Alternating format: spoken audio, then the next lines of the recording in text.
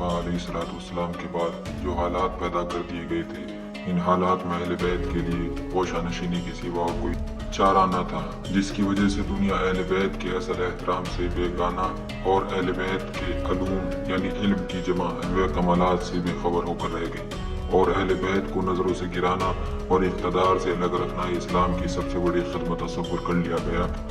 ان حالات میں معاویہ مرکز اسلام سے دور اپنی راجدھانی پر بیٹھا ہوا تھا، اور حضرت عثمان رضی اللہ تعالیٰ عنہ کے قتل کے بعد حضرت علی کے سوا کوئی ایسا نہ تھا جس کی طرف نظریں اٹھتی۔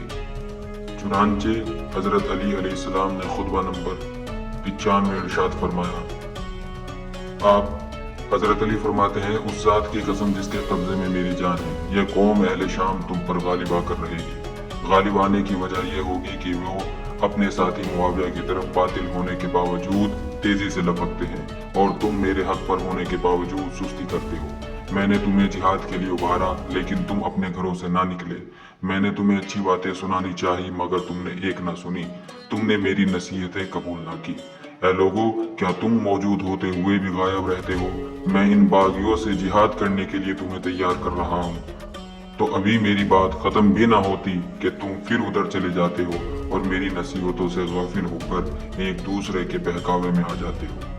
صبح کو میں تمہیں سیدھا کرتا ہوں اور شام کو آتے آتے ویسے کے ویسے کمان کی پشت کی طرح ٹیڑھے۔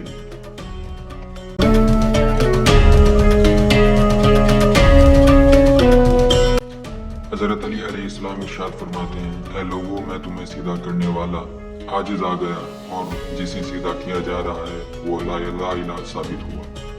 تم لوگوں کے لیے جسم تو حاضر ہے مگر عقل غائب اور خواہشیں جدا جدا ہیں۔ تمہارا حاکم حضرت علی اللہ کی اطاعت کرتا ہے اور تم اس حضرت علی کی نافرمانی کرتے ہو، اور اہل شام کا حاکم معاویہ اللہ کی نافرمانی کرتا ہے مگر وہ معاویہ کی طرف کے لوگ اس معاویہ کی اطاعت کرتے ہیں۔ اے لوگو، میں اپنے پروردگار کی طرف سے روشن دلیل اور اپنے نبی کے طریقے پر حق پر ہوں۔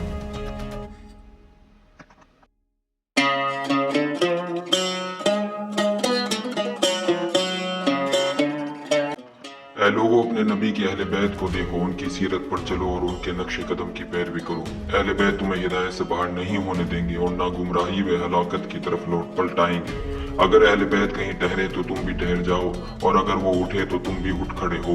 اہل بیت سے آگے نہ بڑھو ورنہ گمراہ ہو جاؤ گے، اور نہ انہیں چھوڑ کر پیچھے رہ جاؤ ورنہ تباہ ہو جاؤ گے۔ میں نے محمد مصطفیٰ علیہ السلام کے خاص الخاص اصحاب دیکھے ہیں، مجھے تو تم میں سے ایک بھی ایسا نظر نہیں آتا جو صحابی رسول کے مثل ہو۔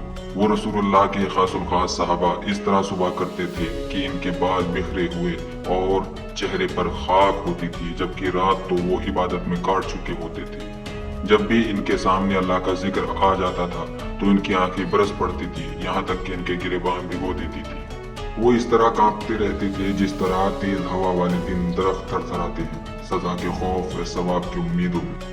لائک اینڈ سبسکرائب شان اہل بیت علیہ السلام۔